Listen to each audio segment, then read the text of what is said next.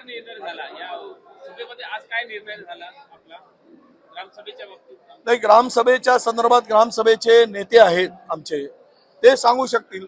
आज त्यांनी आम्हाला बोलवलं, आमच्या पुढे प्रश्न ठेवले. या प्रश्नावर तुमचं मत काय आहे ते त्यांनी सांगितलं.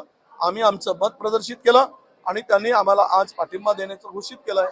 आता आणि तेही सांगितलं, जर आम्ही त्यांच्या प्रश्नाला न्याय देऊ शकलो नाही तर मात्र भविष्यात त्याचा जनतेने पुनर्विचार सुद्धा करेल. कारण त्यांना पाहिलं 10 वर्ष भाजपवाल्यांना, आता आमची परीक्षा घेतील, आम्ही परीक्षेत नापास होऊ तर आम्हाला वर बाजूला करतील. ही सध्या ही परिस्थिती ते मांडली त्यांनी. आपण खासदार नेत्यांच्या जात प्रमाणपत्राबद्दल गंभीर मुद्दा मांडलेला आहे. काय त्या बाबतीत आपल्याकडे पुरावे? नाही, माझ्याकडे सर्व पुरावे आहेत.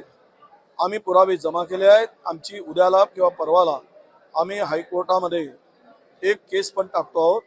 त्यांनी जे प्रमाणपत्र मिळवले ते तहसीलदारांनी 3दा पत्र लिहून आमच्याकडून 2दा 2 तहसीलदारांनी लिहिलं, आमच्या कार्यालयातून कास्ट सर्टिफिकेट काढली नाही आणि 1 तहसीलदारांनी दिलं की काढली.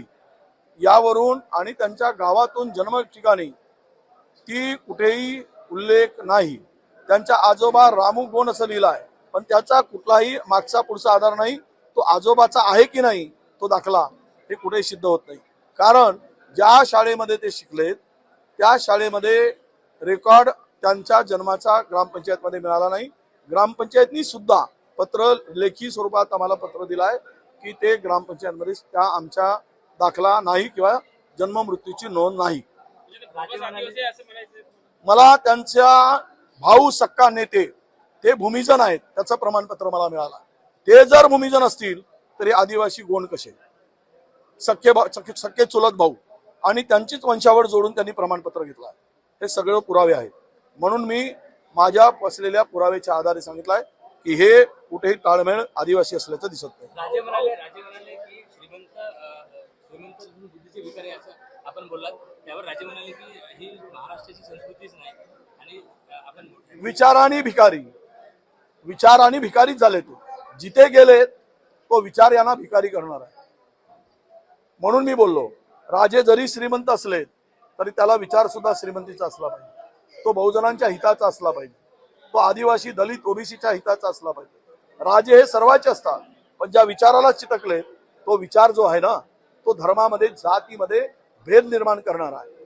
म्हणून मी विचाराने भिकारी म्हटलो आणि मी ठाम आहे. मूळ पवार आणि बाहेरून आलेले पवार यांच्यात फरक आहे असं शरद पवार बोलले. त्यांचा रोख हा सुनेत्रा पवार यांच्याकडे आहे का? नाही, असं आहे. त्यावेळेस अजित दादा असं म्हणाले, अजित पवार म्हणाले की पवार लक्षात ठेवा मतदान करताना. त्याला प्रत्युत्तर शरद पवार साहेबांनी दिलं. ते म्हणाले की बरोबर आहे, मूळ पवार कोण, कारण जन्मानी कोण पवार तर ते लक्षात ठेवा. आता जनता जन्मानी असलेल्या पवारावर लक्ष ठेवेल आणि तेच संकेत पवार साहेबांनी दिले आणि जनता देते आहे. भाऊ, राष्ट्रवादी काँग्रेसची परंपरागत जी वोट बँक आहे ती भाजप आणि शिंदेच्या शिवसेनेकडे किती वळ असं तुम्हाला वाटतं? असं आहे, पुरोगामी विचारांची जी माणसं आहेत ती माणसं भाजप सारख्या जातीयवादी शक्तीशी आणि त्या कमळावर मतदान टाकणारच नाही हा आम्हाला विश्वास आहे. कारण हे शाहू फुले आंबेडकरांचं शिवरायांचं राज्य आहे.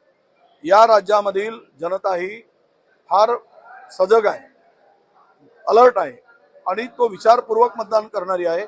त्यामुळे मला शिंदेचं फार काही सांगता येत नाही, कारण शिंदेच्याकडे काही राहिलं नाही. ते सर्व आता उद्धवजी ठाकरेकडे गेले आहे मतदान. कारण कोणाकडे आता सगळे मावळे तिकडे गेले, इकडे कावडे उरलेत. ते बाळासाहेब म्हणायचे तसं, तर हे सगळे कावडे आहेत ना, तिकडे मावळे आहेत उद्धवजी ठाकरेकडे. पण इकडे जे पवार साहेबांच्या बरोबर जे आहे, शरद पवार साहेबांच्या बरोबर, तिकडे सर्व सेनापती गेले, पुरं सैन्य पवार साहेबांच्या पाठीमागे आहे, हे दिसते आहे. एबीपी माझा, उघडा डोळे बघा नीट.